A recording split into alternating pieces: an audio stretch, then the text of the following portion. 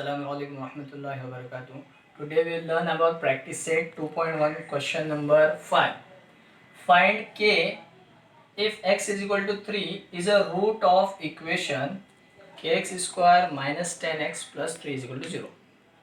जो x की value 3 है वो root of equation quadratic equation का रूट है, उसमें हमको k की वैल्यू फाइंड करना है।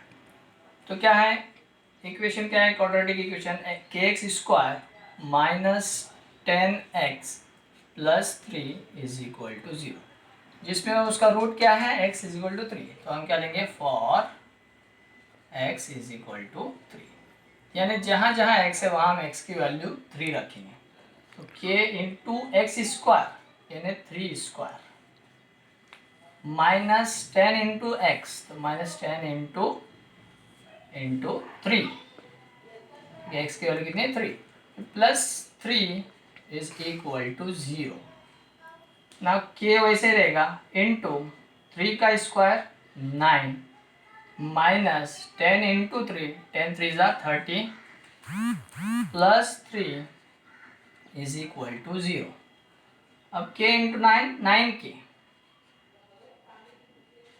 अब माइनस 30 प्लस 3, तो प्लस माइनस इज माइनस, 30 में से 3 गए तो 27। और 30 जो है बड़ा नंबर है, बिग नंबर है, बिगर नंबर है, और वो माइनस में है इसलिए माइनस के 27 आएंगे इज इक्वल टू 0। हमको वैल्यू के की फाइंड करना है।